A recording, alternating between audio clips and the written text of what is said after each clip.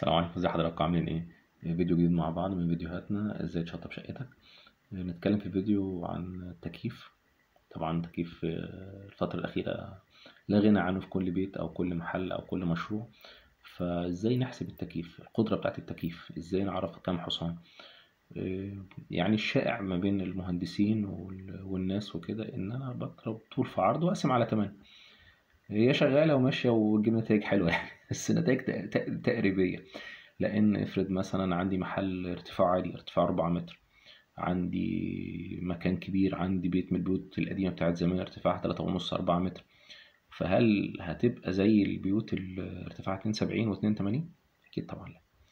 فهي باختصار في معادلة بسيطة بتحل لي الموضوع ده كله. هي عبارة عن ان انا بضرب بالطول في العرض في الارتفاع بتاعي بتاع الأوضة أو بتاع المكان بتاع الفراغ، وبضرب في يا 250 يا 300 حسب درجة حرارة المكان. بمعنى لو مكان عادي أوضة عادية هضرب في 250، لو مكان معرض لحرارة، مكان فيه شبابيك كتير وحرارة داخلة، دور أخير والسطح مش معزول، فبنضرب في 300 مش في 250، وبنقسم على 8000 يديني الناتج بتاعي. هو ده بقربه لأقرب رقم للأكبر، هو ده بيديني كام حصان.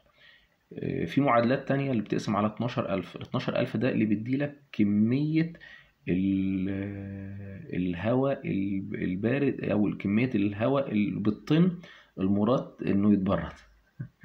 إنما عشان يتحول بعد كده لحصان بنقسم على 8000.